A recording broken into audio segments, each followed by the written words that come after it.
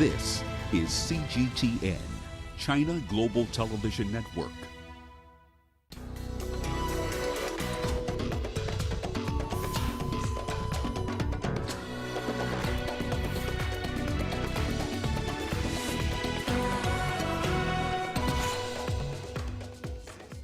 Ethiopia's Prime Minister Abiy Ahmed vows to deliver a decisive victory amid mounting international concerns over the unrest in the Tigray region.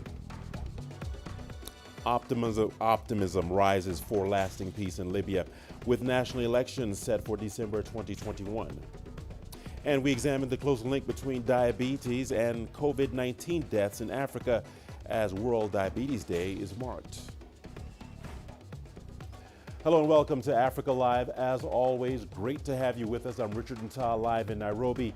And for those of you joining us from across the continent and around the globe, we thank you for joining us. Let's take a look at other stories making headlines across the continent. ASEAN member states and several neighbors, including China, expected to sign the world's largest free trade deal. And in sports, Liverpool forward Mo Salah tests positive for COVID-19 while on international duty with Egypt. Once again, welcome to Africa Live. I'm Richard Ntah. So good to have you with us. We begin in Ethiopia, where the United Nations has voiced concern over the growing unrest in the north, saying it could spiral out of control. Human Rights Chief Michelle Bachelet also said an alleged massive massacre of civilians reported by Amnesty International would amount to war crimes if it was confirmed. Fighting between federal troops and local forces in the Tigray region has displaced more than 14,000 people over the past 11 days. Hundreds have reportedly been killed on Friday. The government says its military offensive in Tigray was going well, and Ethiopia's Prime Minister Abiy Ahmed, the 2018 Nobel Peace Prize winner, vowed to deliver a decisive victory. The heroic Ethiopian National Defense Forces foiled and repelled the plan of the TPLF clique from taking control some of the military bases and depots of the Northern Command. We have also been able to neutralize the heavy and long-range weaponry that the criminal elements within TPLF managed to acquire previously. All right, now for more on these developments, we are joined by CGTN correspondent Gerum Chala, standing by in Addis Ababa. Gerum, thank you for joining us here on Africa Live. Gerum, there are reports of airports in the Tigray region coming under attack and explosions in neighboring Amhara state. What is the latest on the conflict in northern Ethiopia? Gerum? Well, Richard, as you've said, the war in the north between the defense force of Ethiopia and the Tigray Regional State Special Force and Militia is ongoing. Several heavy fightings are being reported. But the major news now is the overnight explosions which were heard in the city of Bahadar and Gonda. And we have heard that the government has confirmed also that rockets which were launched from Tigray Regional State have attacked airports in Bahadar and Gondar city, and so many casualties have been also reported, most of them members of the defense force, and damage of properties and infrastructure in these two airports were also reported. This is after the Prime Minister earlier also was confirming that the defense force have managed to destroy long-range weaponry which were held by the Tigray Regional State, but unfortunately the incident has taken place. The Tigray Regional State leadership on their Facebook account have also confirmed that they have staged this attack, and these attacks, if the government doesn't stop, will continue. Well, Prime Minister Abiy Ahmed's government also is adamant that retaliatory measures will be taken, and they have already are taking place, and the job should be done. All right, we apologize for that break in communication. That was Gerum Chala breaking it down for us live from Addis Ababa. We get the sense of what he was talking about.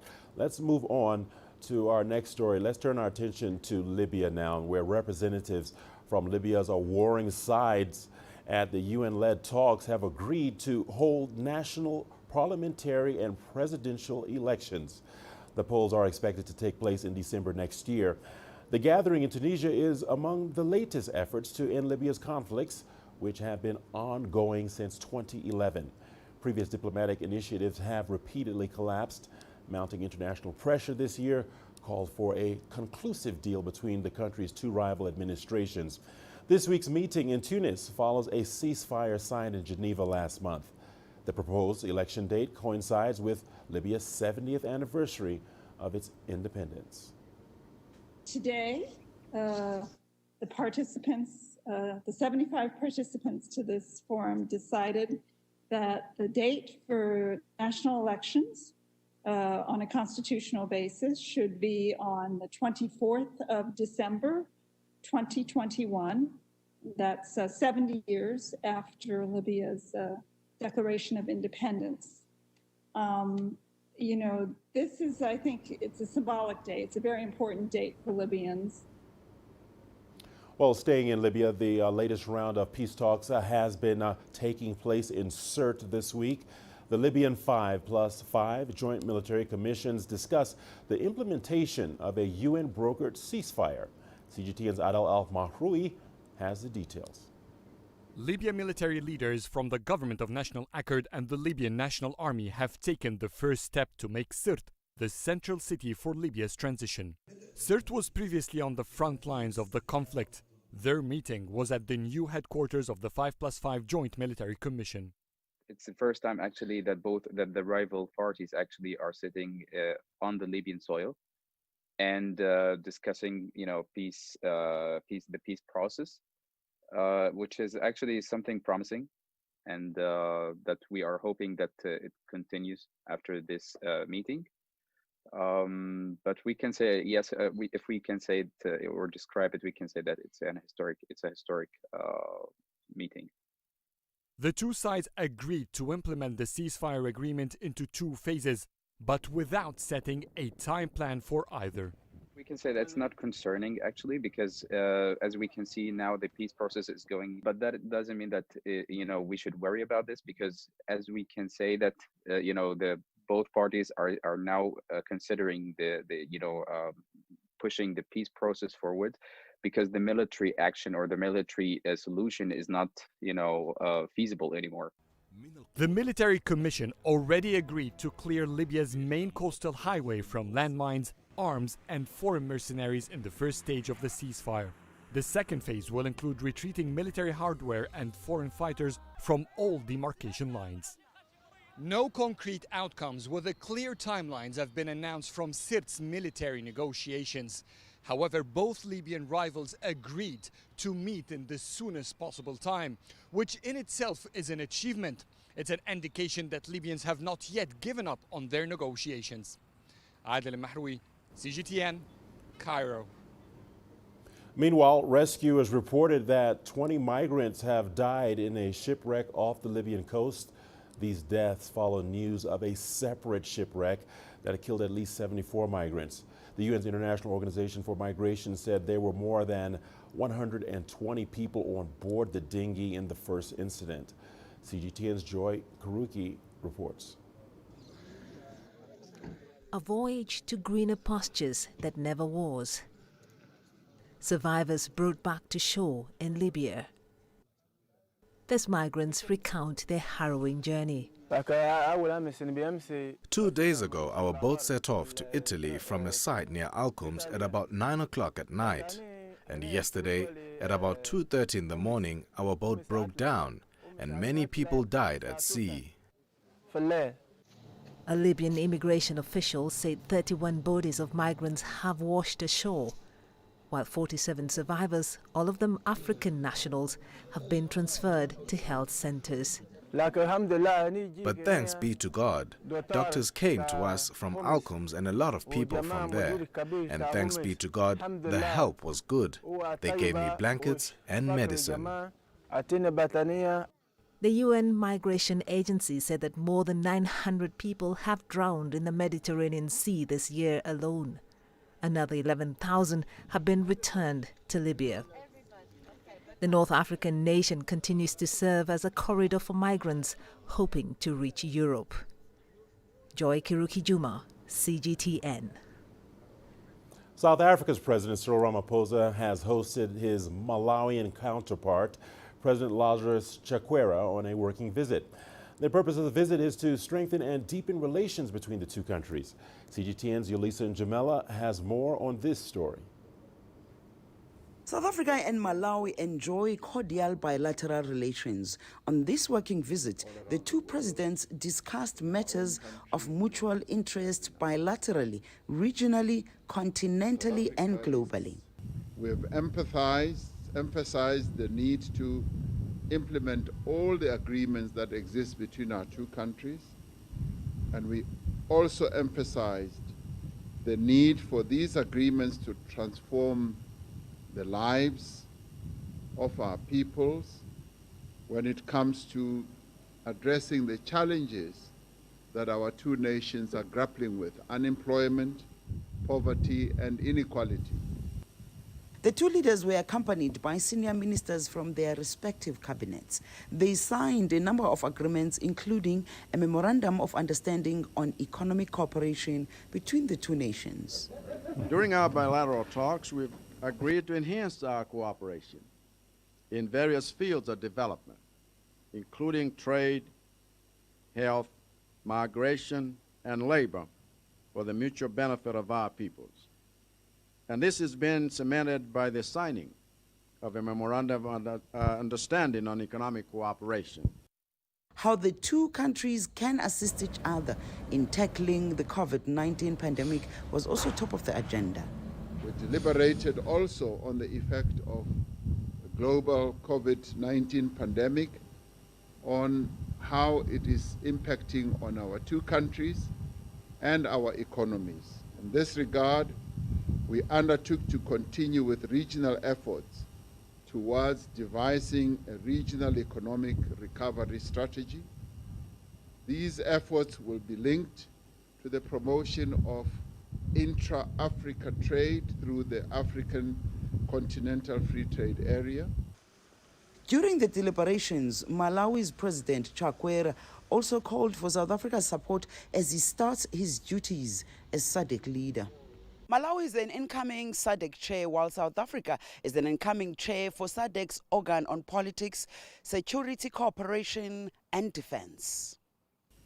I have pledged Malawi's unwavering support to South Africa in international fora, such as the UN Security Council, where South Africa holds a non-permanent seat. Obviously, I will also need South Africa's support as Malawi assumes chairmanship of the SADC next year. In this regard, we will work together towards regional integration and support of key objectives of our region, SADC, and those of our continent through the AU. The two leaders also agreed that further cooperation in areas such as sports, culture, and recreation need to be advanced in order to bring the people of the two countries closer. Yolisa Njamela for CGTN in Pretoria, South Africa. Time now for a short break. Our coverage continues on Africa Live. Here's a look at what's ahead. The projected final electoral vote tallies in the recently held U.S. elections. And we examine the close link between diabetes and COVID-19 deaths in Africa as World Diabetes Day is marked.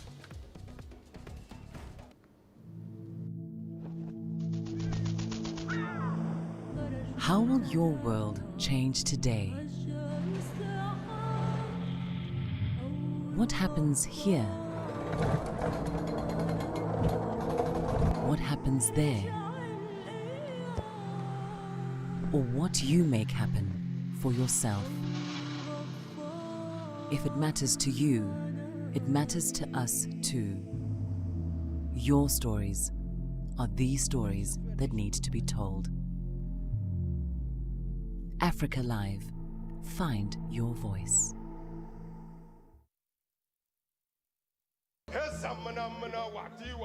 And when we saw him, we started screaming, JJ, JJ. That a coup will not succeed if the atmosphere, the climate is not calling for it. He told Ghanaians, I have hard work for you. Christianize me if you may, but don't try to Europeanize me.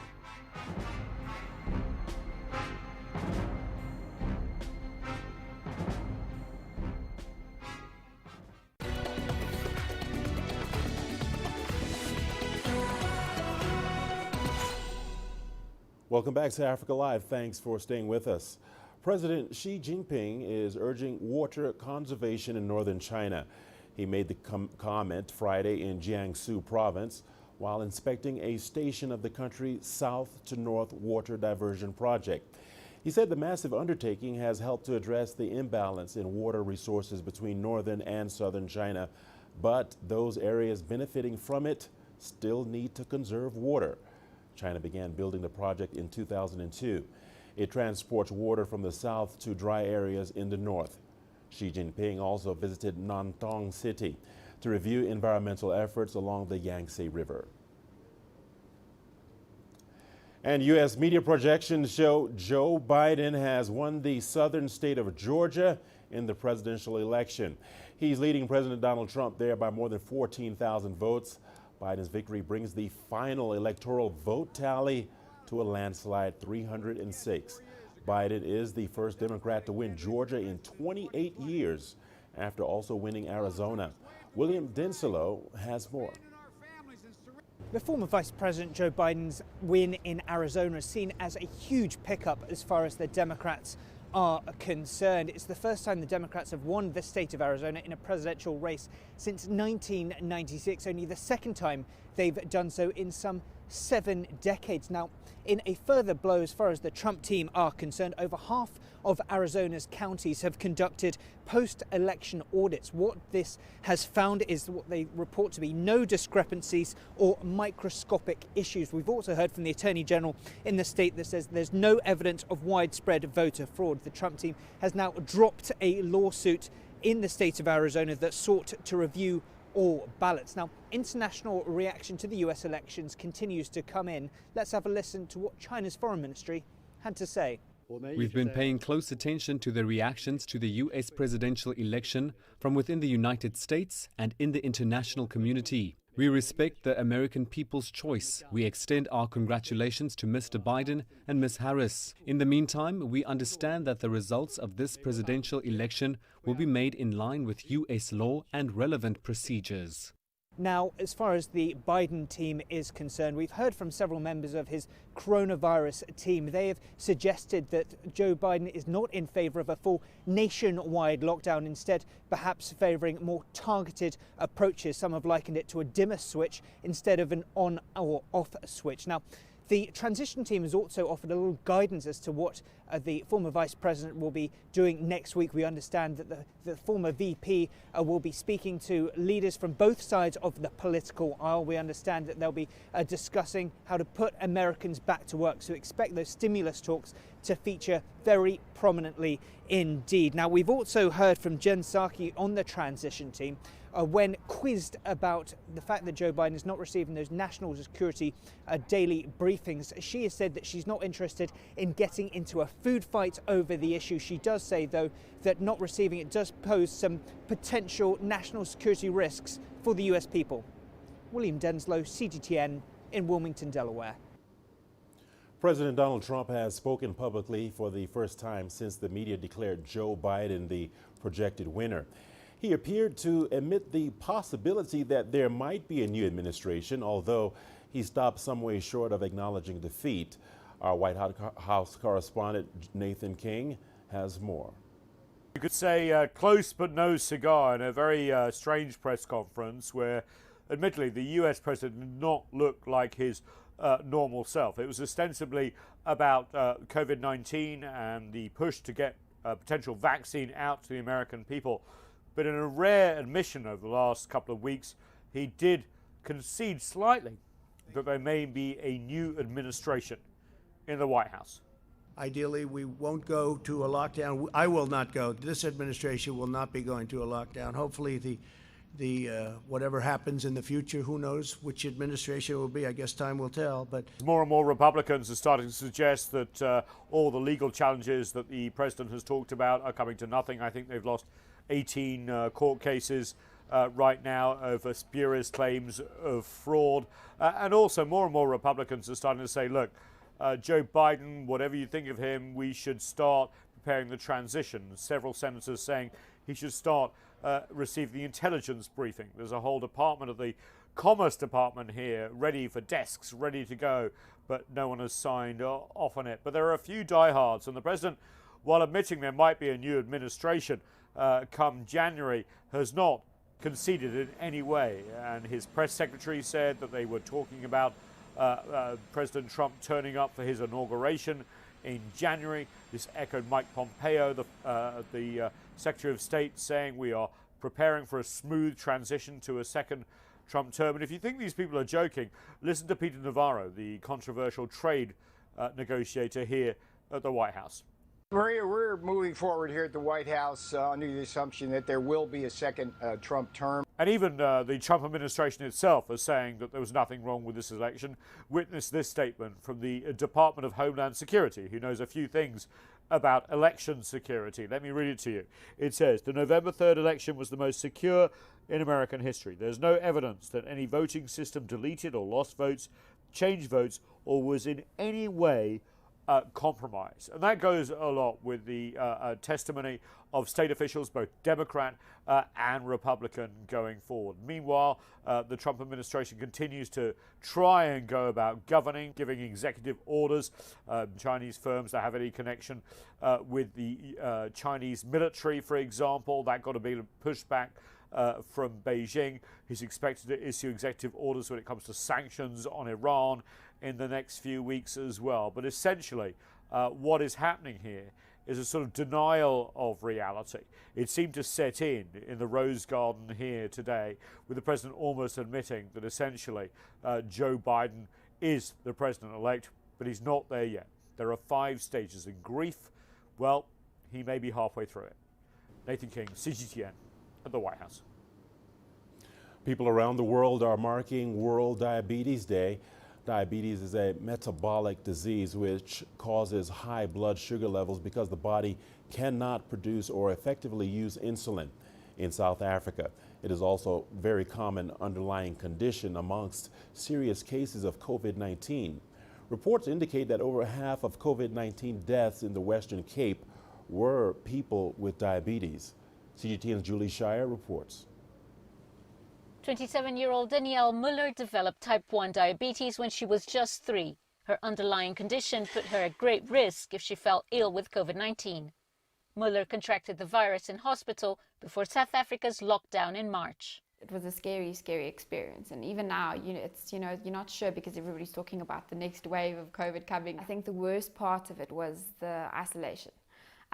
Not having your people there. I'm used to mom always being there and my uncle popping by and my aunt being there.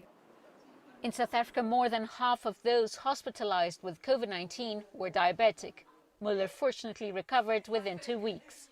She started a WhatsApp group to help other diabetics who felt alone in the pandemic. On there, a few of us we were diagnosed with COVID, and the first question that was, will I be okay? You just need that reassurance because the doctor always says you'll be fine, but not always sure if you will be. Out of the 6 of us, only the one lady didn't make it. At least 4.5 million South Africans live with diabetes. There's a high dependence on medicines coupled with a proper diet and exercise. It was a really bad situation for people living with diabetes because they couldn't get the care, they were at risk if they went into queues. There were a number of instances people were just too scared to go to the clinics to get it. And then the usual supply problems, the lack of being able to manage it. So yes, the care was deeply impacted. With the economy halted, health fears were outweighed by the need to survive in many poorer communities. There were so many people who lost work and didn't have enough food. And for diabetes, it is terribly important because you have to eat to take the medicines. If you take the medicines with no food, then you get something called a low blood sugar attack. And that low blood sugar attack can kill you. Diabetes medicines are costly, and most South Africans rely on a severely strained public health system for them. Those living with the illness are hopeful the pandemic has highlighted their plight for better healthcare. Judy Shara, CGTN, Johannesburg, South Africa. In a related development, the World Health Organization has found that 18.3% of COVID-19 deaths in Africa are among people with diabetes. The WHO analyzed 14 African countries which provided information on COVID-19. The study showed that the risk of complications or death from COVID-19 among people with diabetes increased with age. Those aged 60 years and above faced greater risk. Diabetes causes kidney failure, stroke, heart attacks, and lower limb amputation. If diagnosed and treated early, many of the negative effects of the disease can be avoided or delayed. We talked to Dr. Rilwan Aden, the head of the Diabetes Center at Lions Eye Hospital here in Kenya. Let's take a listen. Let's get some perspectives on this from Dr. Rilwan Aden, the head of the diabetes section at the Lions Eye Hospital here in Nairobi, Kenya. Dr. Aden, the WHO says more than 18% of COVID-19 deaths in Africa are linked to diabetes. Can you help us understand this link between these two diseases? It's actually not only in Africa, it's globally. A lot of the fatalities associated with COVID-19 is in the diabetes population and other chronic diseases, hypertension and cardiovascular diseases. But mainly so in the patients living with diabetes, preliminary studies have noted that these patients have an increase in the receptors that are allowing the entry of the virus into the cells. So that could be a relation to the reason why. And another major reason is because we all know that patients living with diabetes have their immunities affected with the high sugar levels in the blood. So obviously because of this, the virus can be able to sort of take over the body and cause havoc in the various systems in the body. This, in my opinion, obviously after easing of the lockdown measures and all this, we saw an eruption, or we saw a lot of complications coming up associated with the diabetes. So obviously because patients were indoors and they were not taking their daily routine physical activity, and the diet were not closely being followed, and obviously the news that these patients get adversely affected by this virus leads to a lot of stress levels and anxiety levels, and a lot of mental health issues have also come into play during this pandemic time. For managing diabetes and even prevention of diabetes, we focus a lot on lifestyle modification. People are not walking a lot now. We see a lot of motorcycles, a lot of people using the various transport systems. We need to keep time aside for obviously our routine physical activity. Routine physical activity helps in sensitizing your body and sensitizing the response to the hormone insulin, which is at the center of development of diabetes, as well as managing the diet. Obviously, the majority of the diet you see right now is a high carb diet. So when you take in that carb, make sure you're burning it and make sure you're using it. Because if you don't, and you are living a sedentary lifestyle, you tend to store a lot of this excess carbs in terms of fats, and you tend to gain weight. So, and with all this, you tend to have what we call insulin resistance and weight gain, which is obesity, which are all risk factors of developing these conditions.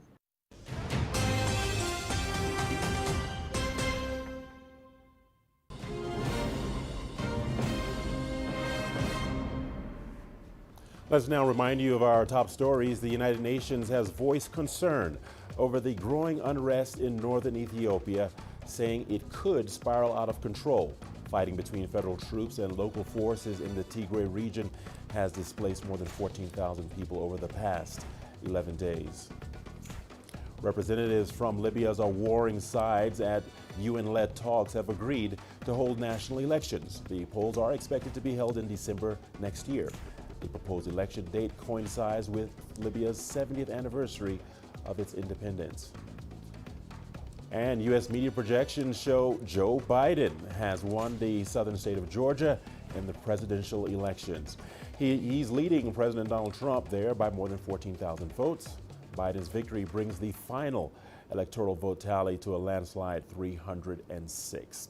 Well, we're not done just yet. We've got your business news coming up next. Here's a look at the headlines. ASEAN member states and several neighbors, including China, expected to sign the world's largest free trade deal.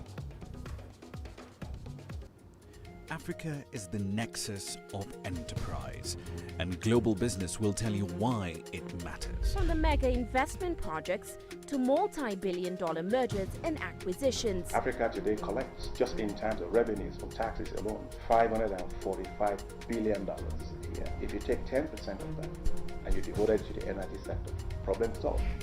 All this on Global Business, weekdays at this time on CGTN.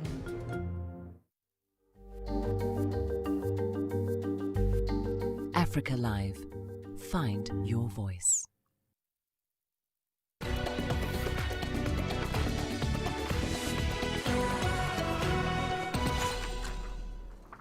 Welcome back to Africa Live. Thanks for your company. The Association of Southeast Asian Nations, or ASEAN, is holding its summit virtually this year. Chinese Premier Li Keqiang has made a speech via video link on the two sides' growing investment in trade despite the impact of the pandemic.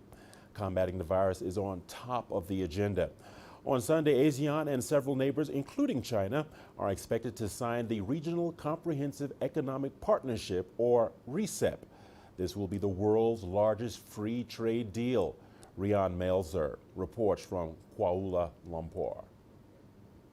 Well, unlike the normal in-person ASEAN summits, we didn't get to hear the opening speeches from the participants, so it's a bit of guesswork involved. We really have to go by the statements that the leaders made in their ASEAN +1 meetings, plus the officials' statements from the foreign ministries of the various countries before this summit.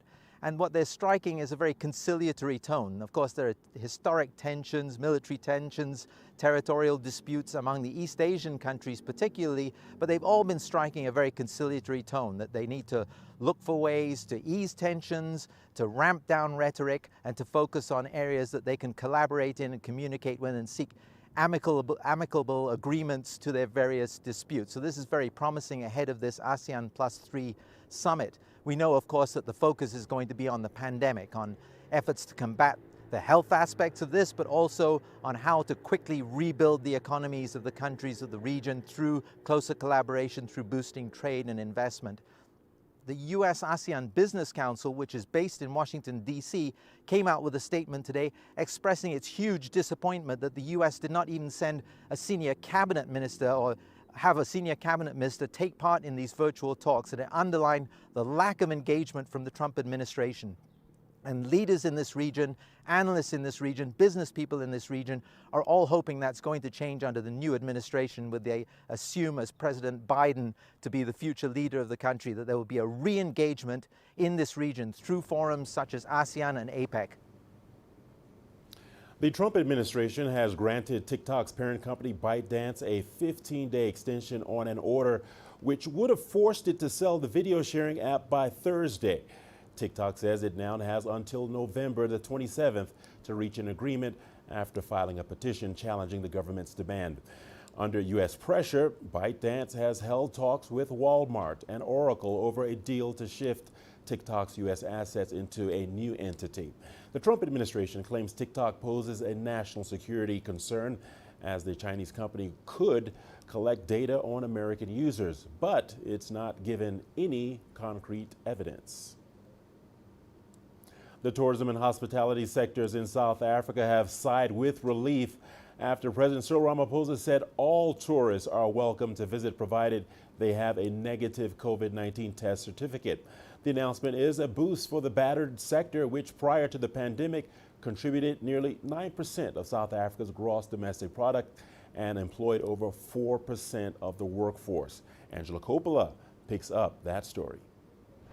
Analysts say that airline operators are especially excited as this may lead to more passengers filling planes, especially for a new entrant into the domestic air travel sector. We need tourists in this country. Granted, there are still risks, and we need to be mindful of that. But it's brilliant. We're a tourist-driven economy in large part. We've got one of the most beautiful tourist products in the world. We've got a weak currency, so absolutely great news. The new airline opened its ticket booking office a few days ago, and according to the company, interest in bookings are meeting expectations. This, as the state-owned SAA remains grounded as it awaits another bailout. We've been fortunate to be able to build a model from the demand side and build a model that says we actually have no idea how demand is going to play out. So if we can be flexible in terms of how we source supply and how we get flights into the air, then we can match our supply with demand out there and build a much more sustainable business. Their business model is interesting, according to analysts, because it's turned the relationship between the airline and the passenger upside down. They don't own any aircraft. They have a relationship with Global Aviation, who operates the Lift A320 fleet. They only pay the operator when a plane is used. They are incredible aircraft. They certainly do a great job on the high-density routes, like Joburg, Cape Town. And we're going to stick to that. And we most certainly have the ability to upscale and downscale. And as you'll know, there's hundreds, if not thousands, of aircraft sitting around the world not doing anything. So it is really the perfect time to build an airline. The COVID-19 pandemic has created a unique opportunity to start a new airline. With South African skies opening up again after that announcement by the President, it's good news and good timing for this new airline to enter the market. I'm Angelo Coppola for CGTN in Johannesburg, South Africa.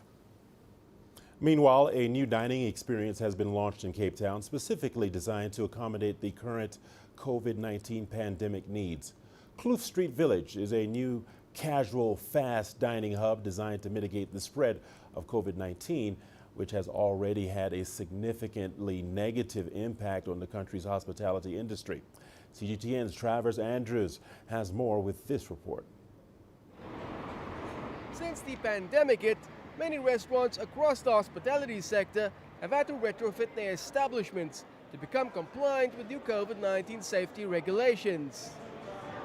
However, Kloof Street Village is somewhat different because it has been specifically designed from the ground up with COVID-19 and public safety completely in mind. The dining concept is being piloted by Real Foods, who are betting big on the growth of the business within the low-touch economy due to shifting dining and COVID-19 hygiene habits brought about by the pandemic.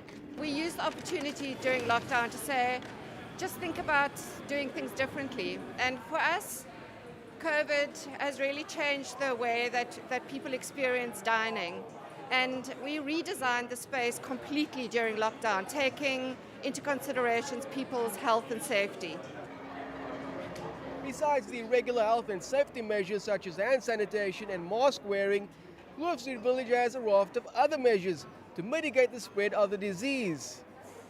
That includes a completely open plan design to create better spacing, significantly upgraded ventilation systems to help circulate the air, and even touchless foot pedals to open toilet doors. So we're piloting quite a lot in the store actually. You'll see that there's absolute contactless ordering system here. You'll see that we've got 2 kiosks behind you where customers don't even need to interact with any of our staff members. You can come in, place your order at the kiosk for a takeaway or sit down. Takeaway orders immediately then goes to a pickup area as you come in the door. Although socially distanced tables are part of the safety measures, it doesn't create a socially distanced atmosphere, which affects so many restaurants. Instead, this is the new normal of casual dining in post-COVID-19 settings.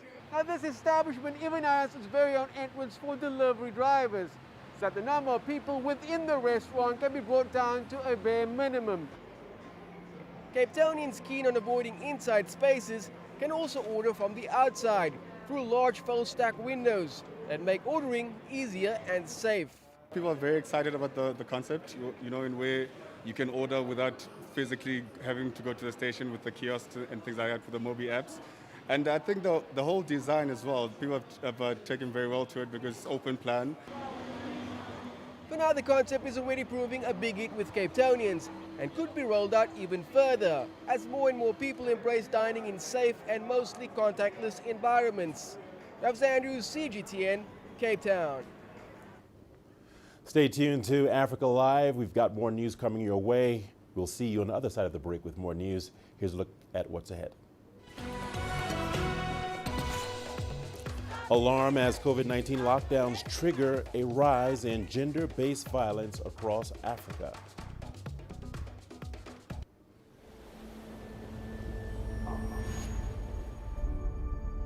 How would you create your legend? On the fields, on the tracks, in the arenas of Africa. Were you born to be a player? Could this moment be yours?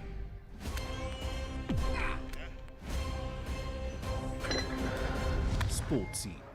Find your game. Africa Live. Find your voice.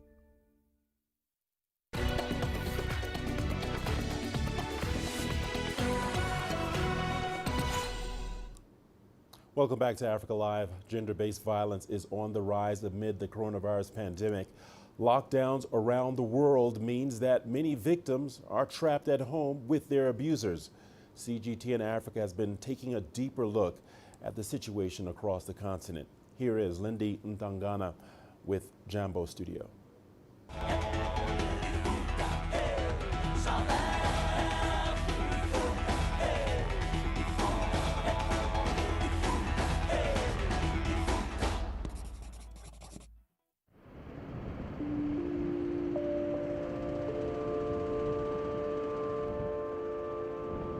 Africa registered its first COVID-19 case in February.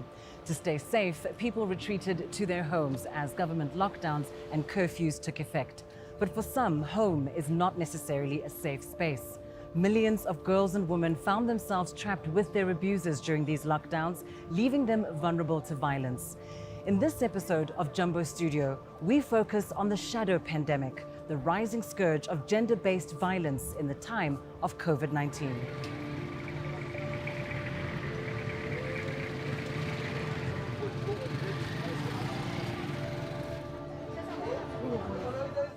Gender-based violence is certainly not new, but as the coronavirus spread across the world, so too did violence against women. This led UN researchers to warn that an additional 15 million cases could be expected globally for every 3 months of lockdown. And from Turkey to the Philippines, the UK and Colombia, police and health service workers reported a rise in cases and emergency calls to national helplines. Here in Africa, the situation was no different. As the burden of economic stresses began to weigh on family members, tension in many households started to rise. The underlying problems that may have been on ground before escalated, and couples tend to fight more, and domestic violence went on the rise. Thirdly, most of the justice sector, that is the system, were locked down too. So access to the police stations to report issues of gender-based violence, access to the courts were not available. Stop raping us! Stop molesting us! Stop killing us! Stop killing us! In just the first 3 weeks of lockdown, South Africa's national helpline received over 120,000 calls. Femicide took center stage as the tragic deaths of Tsegofatso Pule, Nompumelelo Chaka, Altisho Korja, Lindelwa Penny and others made national headlines, prompting President Cyril Ramaphosa to call for an end to these acts of violence.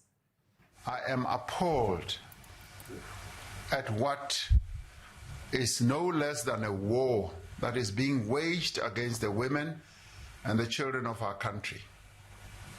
At a time when The coronavirus pandemic has left us all feeling vulnerable and uncertain. Violence is being unleashed on the women and children of our country with a brutality that defies any form of comprehension. Despite the president's impassioned plea, the situation on the ground is a stark reminder that more needs to be done. No means no. Long before the coronavirus pandemic, South Africa was already one of the most dangerous places in the world to be a woman. Over the years, protests have been held and policies have been drafted, yet little has changed. A woman is killed in the country every 3 hours.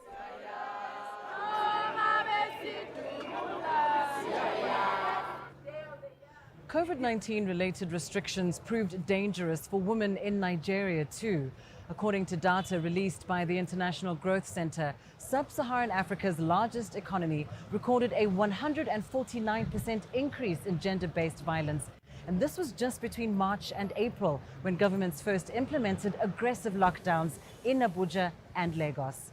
And it's not just physical violence that women were subjected to during these lockdowns.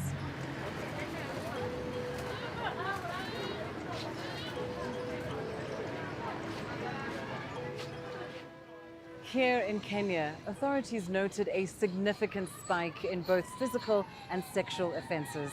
Local media reported a disturbing surge in teen pregnancies. Over 4,000 adolescent girls visited hospitals and clinics for prenatal services. Many girls and young persons were away from school because the schools were locked down too. As a result, they are more exposed to maybe the perpetrators. They have more times on their hands to move around and get involved in dangerous sexual habits and other stuff. So it increased the occurrence of gender-based violence. For women and girls facing the risk of violence, being able to escape their abuser is sometimes key to their survival. Makueni County is home to one of Kenya's few government-run facilities that cares for victims of gender-based violence.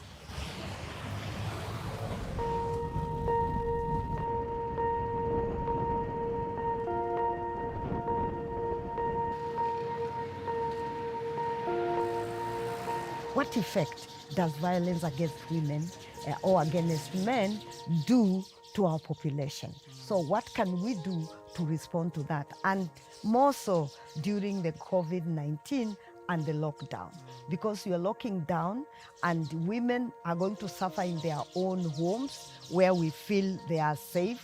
So we thought for them to actually feel secure, we come up with an emergency place where they can call, where they can find their safety.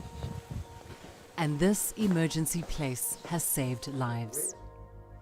We have a team of 6 trained staff in gender-based violence, and this trained staff comprise of a psychologist, a pharmacist, a lab tech, and a medical officer who work together to make this survivor,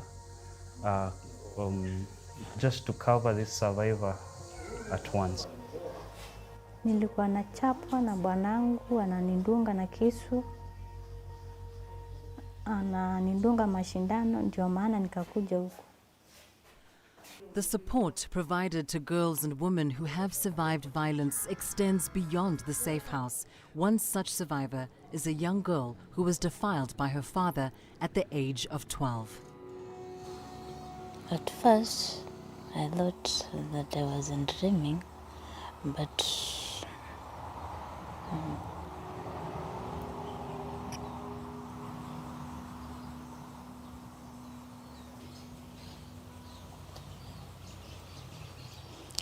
the movements kept on coming closer to where I was sleeping. So I just woke up. I lit the lamp. The first person to see was my father. The rape resulted in a pregnancy that then led to a fistula. a problem she lived with for 4 years before county officials were made aware of her case and stepped in to help. I'd like to tell my fellow children when they undergo under such situations, let them not give up. But there is always a time for everything, and they should always seek guidance from their trusted people. The alarming surge in gender-based violence in 2020 forces us to ask an important question. Why is this prevalent at all? The World Health Organization says 1 in 3 women will experience intimate partner violence or non-partner sexual violence in her lifetime. The United Nations Population Fund describes gender-based violence as a universal phenomenon, which includes physical, sexual, and emotional abuse. Female genital mutilation, child marriage, and human trafficking are also considered forms of violence against women.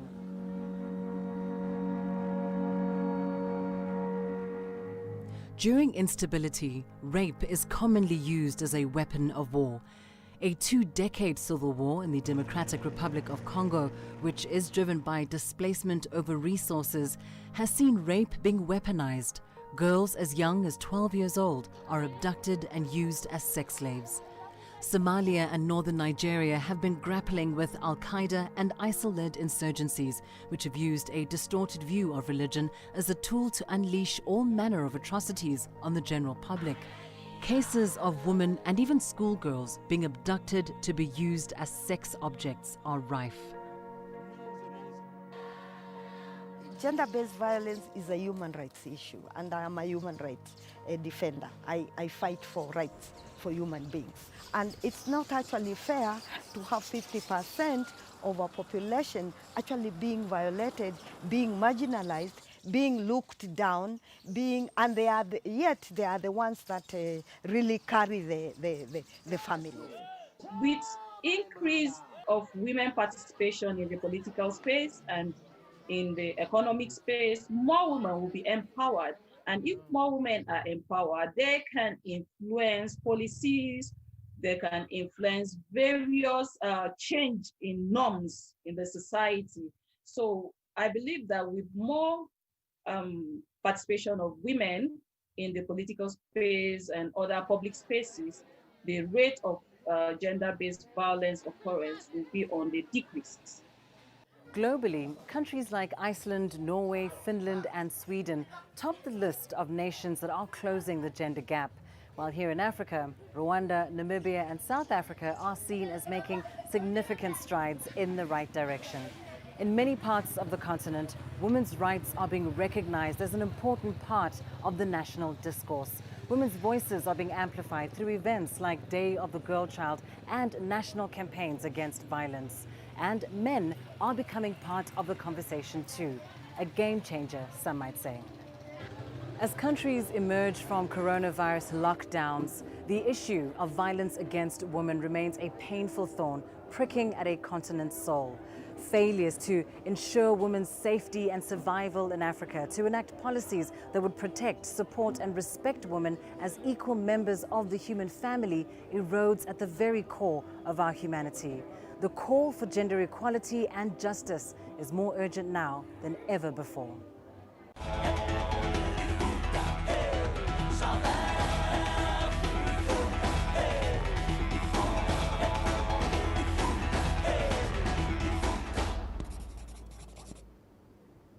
Very powerful and enlightening work there by Lindy Ntangana on gender-based violence across Africa.